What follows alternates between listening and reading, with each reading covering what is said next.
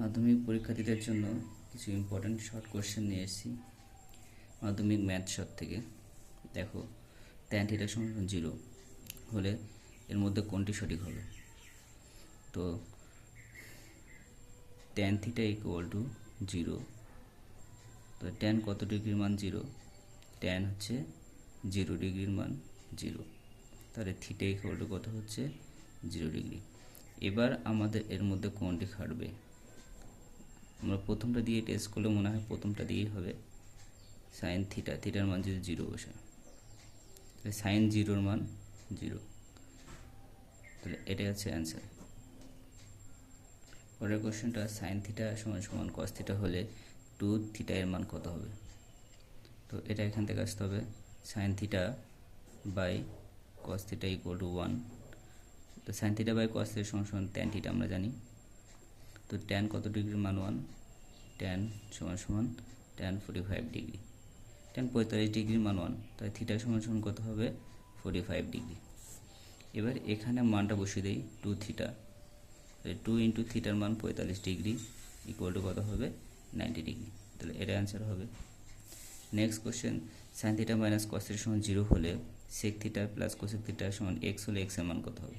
তো অঙ্কটা এখান থেকে আসতে হবে, sine theta minus cos theta = 0 বা সাইন থিটা সমান cos theta minus side change করলে কেউ প্লাস হয়ে গেছে, sine theta by cos theta সমান 1, আর গুণ করে দেখা যাবে আবার কস থিটা হয়, তাহলে এটাও সেমভাবে আসছে, sine theta by cos theta সমান ট্যান হয় সমান 1, ট্যান কত ডিগ্রির মান 1 আমরা জানি, ট্যান 45 ডিগ্রির মান 1, তাই থিটা ট্যান উঠে গেলে কী হবে? 45 ডিগ্রি, থিটা সমান 45 ডিগ্রি।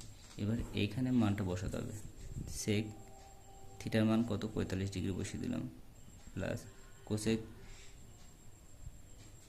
45 degree = x। তো সেক 45 ডিগ্রির মান √2 প্লাস কোসেক 45 ডিগ্রির মান হচ্ছে √2 সমান x, তাহলে যোগ করলে কত হবে? 2√2 সমান x, তাহলে x এর মান কত বললো? 2√2। পরের অঙ্কটি খুব ইম্পর্টেন্ট, দেখো tan alpha plus cot alpha সমান 2 হলে tan 13 alpha plus cot 13 alpha মান কত হবে? তাহলে এখান থেকে আমরা tan alpha plus cot alpha = 1 + 1 করতে পারি, অতএব কী হবে? ট্যান আলফা সমান 1 করতে পারি, আর কী হবে? কট আলফা = 1 করতে পারি। তাহলে এবার মানটা এখানে বসিয়ে দিই, ট্যান আলফার মান কত? 1, 13 প্লাস কট আলফার মানও 1, 13, তাহলে 1 13 বার গুণ করলে 1ই হবে, 1 13 বার গুণ 1ই হবে, 1 + 1 = 2। অঙ্কটার আরেকটা পদ্ধতি আছে, দেখো এখান থেকে আসতে পারি যে tan alpha plus cot alpha সমান 2 হলে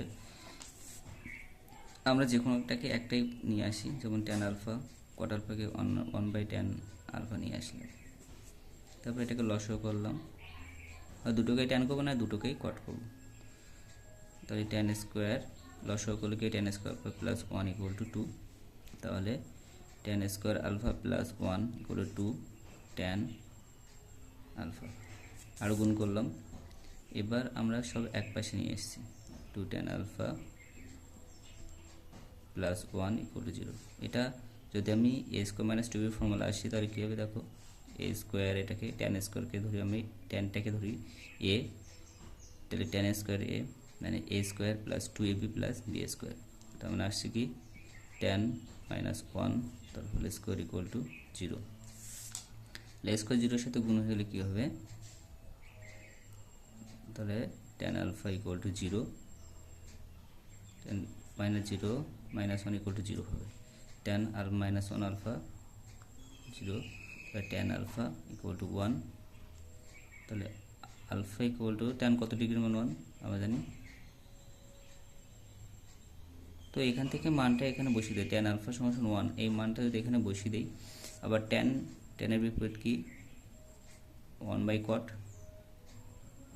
এখান থেকে আবার কি করতে পারি? তাহলে কট আলফা = 1, তাহলে এই একটা মান ট্যান আলফার মান 1 বেরোলো, কট আলফার মান 1 বেরোলো, তাহলে এখানে আমরা বসিয়ে দিতে পারি সেমভাবে।